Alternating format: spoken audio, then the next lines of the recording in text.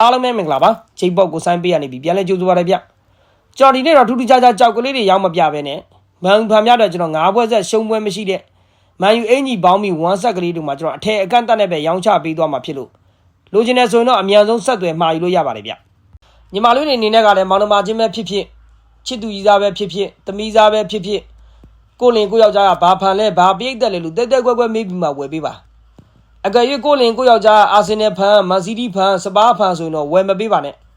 လင်မယားချင်းကွဲချစ်သူသမီးစားချင်းပြက်ပြီးတော့ကျွန်တော်အဆက်ကွဲပြီးတော့ကိုလင်ကိုယောက်ျားကနောက်တစ်ယောက်ထားသွားနိုင်ပါတယ်ဘာလို့လဲဆိုတော့ကျွန်တော်ဒီအင်ကြီးကသူတို့ရထုတ်ထားတာမဟုတ်လို့လေအထက်အကန့်အသတ်နဲ့မို့ကျွန်တော်မန်းလေးမြို့ဆိုရင်တော့အိမ်ရောက်ငွေချေရပြီးတော့ကျွန်တော်ကြံနေမြို့များဆိုရင်တော့ငွေကြူလွှဲရပါတယ်တကယ်တော့မဟောတထားလို့စိုက်ကားသမားမျိုးတွေအတွက်တော့တဲ့အဆင့်တစ်ကအသင်းဆိုပေမဲ့လည်းထင်တယ်လို့လည်းမဟုတ်ပါဘူး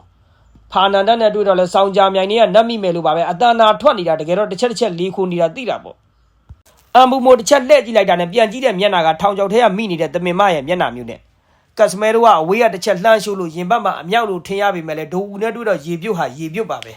အဲ့လိုလေကြီးမိုးကြီးတွေတိုက်ပြီးပြောချင်တော့ဂျာစီသားမန်ယူအင်ဂျီလီတွေကမှကျွန်တော်တစ်ထည်မှ3500ကျပ်ထဲပါပဲမာယူရင်လည်းဆိုတော့ကျွန်တော်399253939361မှာဆက်သွယ်မာယူလို့ရပါတယ်ဗျအားလုံးကိုကျေးဇူးအများကြီးတင်တယ်နော်